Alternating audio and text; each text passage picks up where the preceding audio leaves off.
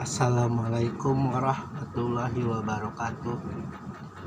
A'udzubillahi minasyaitonirrajim. Bismillahirrahmanirrahim. Fi lauhim mahfuz, yang tersimpan dalam tempat yang terjaga. Lauh mahfuz.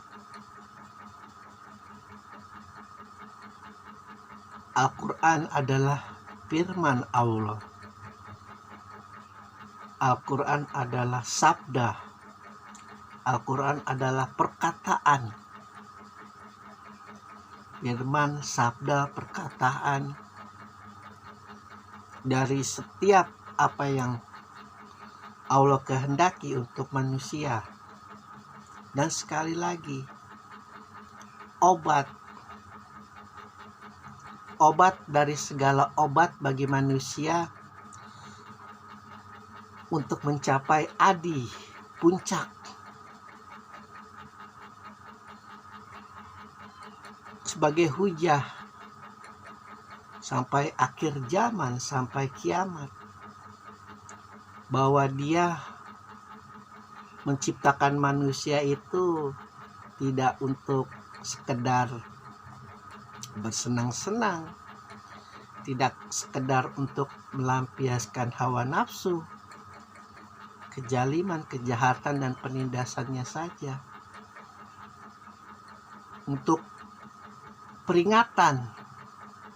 Namun dibalik itu semua adalah kabar gembira bagi para pejuang kemanusiaan, bagi para pejuang kebenaran, bagi para pejuang keadilan, bagi para pejuang penunduk hawa nafsunya, penunduk akal dan batinnya, agar senantiasa sujud, agar senantiasa menghamba kepada Allah.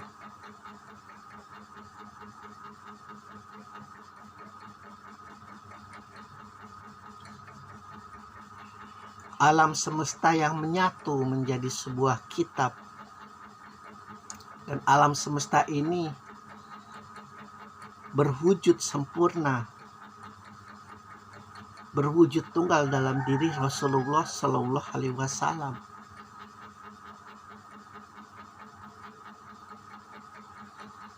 Kita kalau menempatkan sesuatu yang berharga tidak mungkin di tempat yang sembarangan.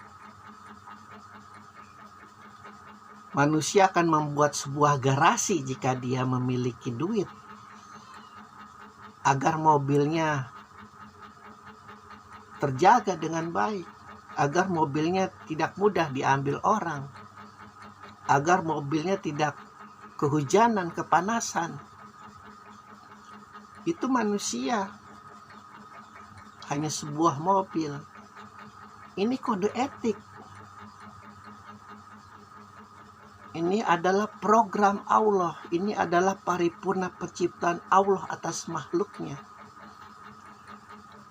Dalam bentuk kata-kata dan dalam wujud nyata Rasulullah. Maka mustahil Allah menyimpannya sembarangan. Dia tempatkan di dalam sebuah ruangan yang bernama Lauh Mahfuz. Dan tempat itu hanya untuk hal yang suci-suci saja, kitab-kitabnya. Zabur, Taurat, Injil, dan Al-Quran, jika Allah menghendaki itu adalah kitab yang seasli-aslinya diturunkan oleh Dia.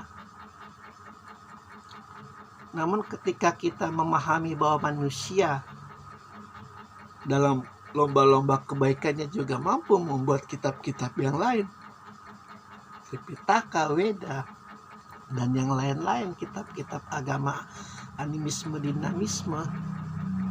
Wallahu alam.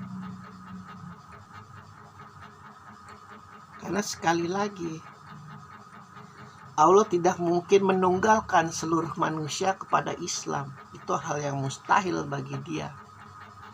Dia suka keanekaragaman. Dia suka manusia itu bukan wujud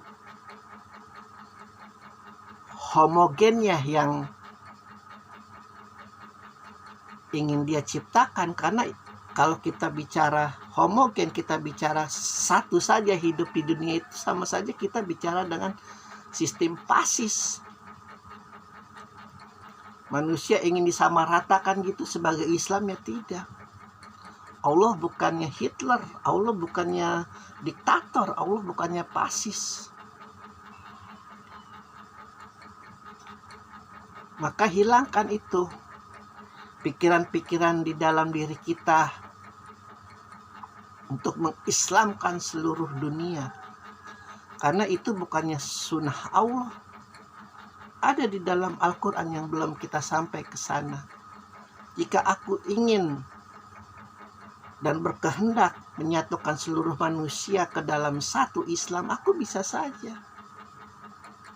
Namun tidak.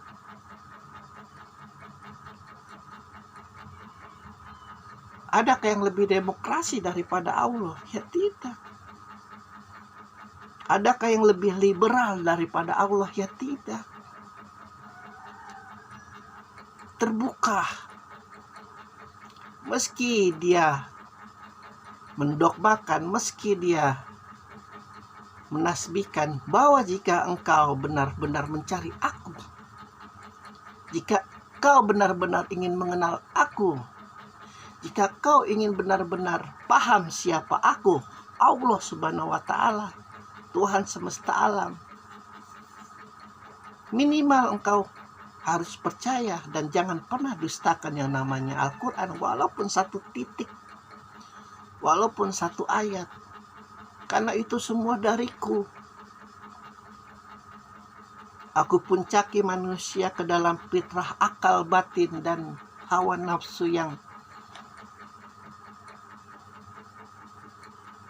aku program.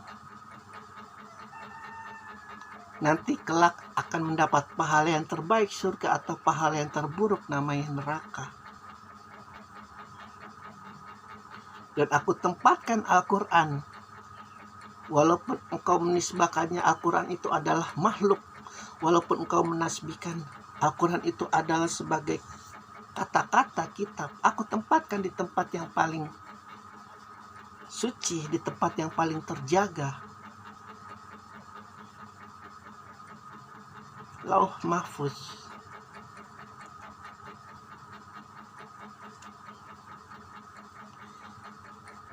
Ini adalah sebenarnya, kalau kita tilik kenapa Allah menempatkan ayat ini di ayat terakhir,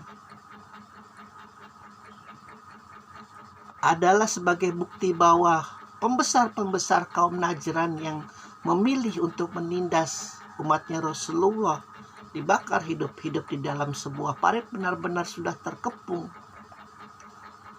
Meskipun secerdas apapun mereka, meskipun sepintar apapun mereka kelak membela dirinya di hari penghisapan, sudah tertutup. Karena murkanya itu demi gugusan bintang-bintang di langit, Allah bersaksi. Dan itu awalannya, akhirannya adalah, dan kutempatkan Al-Quran di dalam Lauh Mahfuz.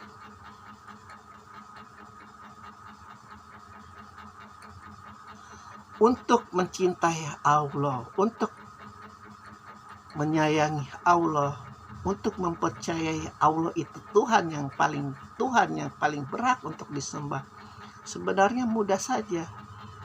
Jadi saja manusia, jadi saja makhluk yang saling mengasihi, saling memberi peringatan maupun saling memberi manfaat.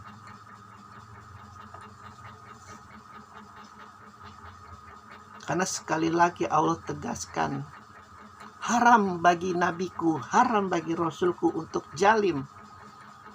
Jangan kepada umatnya, kepada musuhnya pun mereka haram. Musuh-musuh para nabi, musuh-musuh para rasul itu urusanku. Nabi-nabiku, rasul-rasulku hanya pemberi peringatan.